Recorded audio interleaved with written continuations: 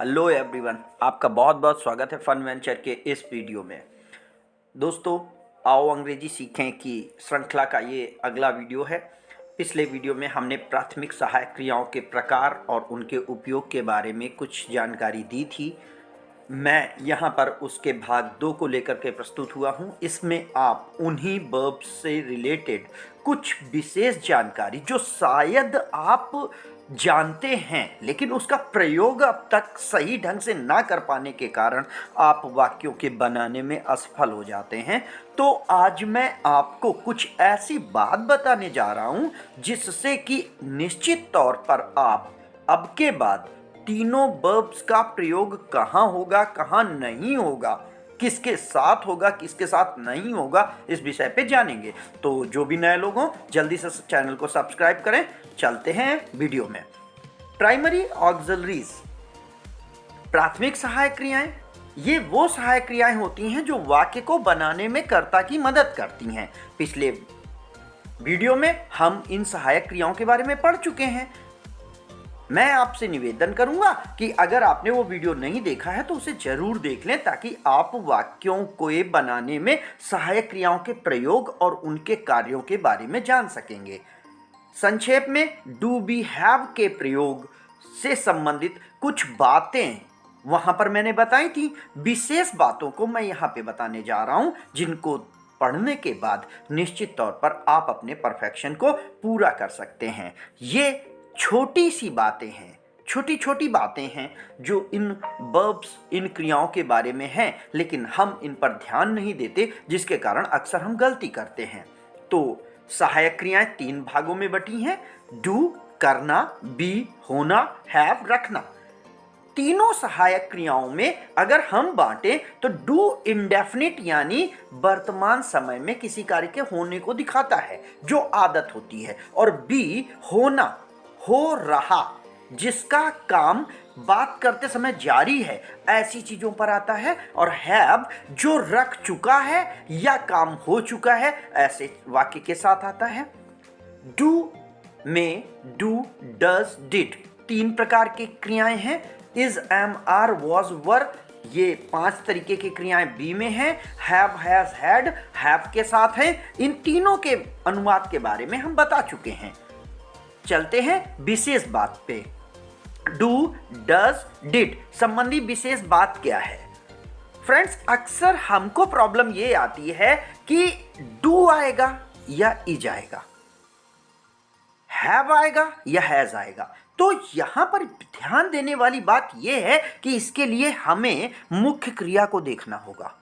अगर वाक्य में मुख्य क्रिया पहले फॉर्म में है, बेसिक फॉर्म में है, तो वहां पर डू, डज, डिड का ही प्रयोग होगा, और डू, डज, डिड का प्रयोग नकारात्मक और प्रश्नवाचक वाक्यों में ही होता है। हम उदाहरण में देखेंगे। बी से संबंधित विशेष बात क्या है? Is, am, are, was, were be के पार्ट है, लेकिन इनकी विशेष बात क्या है? इन क्रियाओं का प्रयोग सामान्यतया हम उन्हीं वाक्यों में करेंगे जहां कार्य जारी हो या गतिमान हो, यानी जहां पर वाक्य में कार्य का किया जाना बात करते समय अभी भी चल रहा है, यानी रहा आएगा। वाक्य में मुख्य क्रिया के साथ आईएनजी फॉर्म लगा करके प्रयोग करेंगे, जैसे गो के साथ गोइंग। हैज, हैव, हैड के संबंध में विशेष जानकारी। इन सहायक क्रियाओं का प्रयोग मुख्य क्रिया के पार्टिसिपल फॉर्म यानी थर्ड फॉर्म, जैसे कि ड्रिंक का ड्रंक, राइट का रिटन, स्लीप का स्लेप्ट के साथ होता है, यानी हैज, हैव, हैड का प्रयोग वहीं करेंगे जहां मुख्य क्रिया का तृतीय पार्ट, तीसरा भाग या पास्ट पार्टिसिपल फॉर्म आया हो। हिंदी में ऐसे वाक्यों का ट्रांसलेशन करते समय चुका आया होता है या किसी वस्तु का होना या पास रखना दिखाया गया होता है। एग्जाम्पल, अब आप एग्जाम्पल को ध्यान से देखें। आई dash dash not know your address. अब हमारे पास ऑप्शन है डू है, डज है, हैव है, और देखें तो हम डू और हैव दोनों में से किसी को लगा सकते हैं। अब किसको लगाएंगे? इसके लिए हमें मुख्य क्रिया देखनी पड़ेगी और यहां पे मुख्य क्रिया है नो, जानना, और know first form of the verb आया है तो हमें हैव नहीं लगाना है, क्योंकि हैव थर्ड फॉर्म के साथ आता है तो हमें केवल डू लगाना होगा। तो हो जाएगा I do not know your address. जबकि दूसरे वाक्य में देखें, आई dash dash not known your address. अब यहां पर नोन थर्ड फॉर्म आ गया है तो अब हम आई के साथ डू या हैव में से डू नहीं लगा सकते, क्योंकि डू केवल फर्स्ट फॉर्म के साथ आता है, हैव नोन के साथ आएगा। नोन आया है, थर्ड फॉर्म आया है तो हैव आएगा। तो क्या हो जाएगा, I have not known your address. I think आप बात समझ रहे होंगे। Rakesh not tell a lie, not tell, tell first form तो क्या आएगा, डज नॉट, क्योंकि डू प्लूरल के साथ आता है।